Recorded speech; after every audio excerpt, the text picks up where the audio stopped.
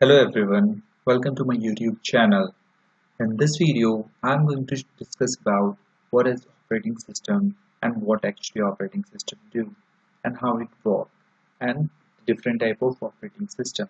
So let's start with that. So if you are new to my YouTube channel, then please subscribe and hit the bell icon so that you get updated with our new videos. Okay.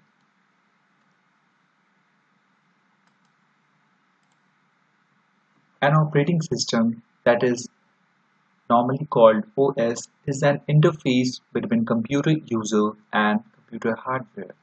It means that whatever your user gives instruction to the OS will be done by the OS, and the actions will be performed by the operating systems on the hardware. Let's understand this with the help of one picture.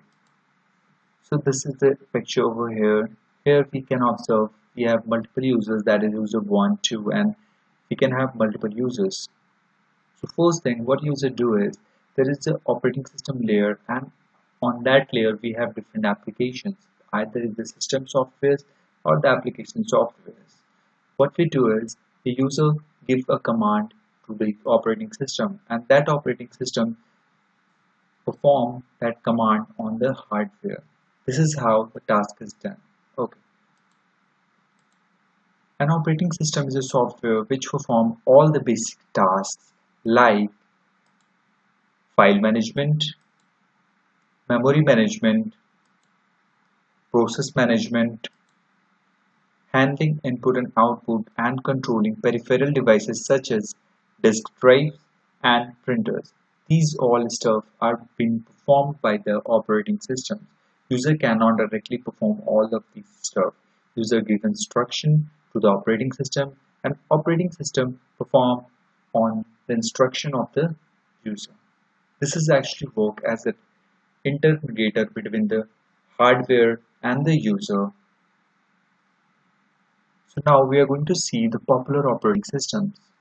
The first popular operating system is Linux operating system. This is actually an open source operating system. It means that the user can use this one for free and can make changes according to their requirement.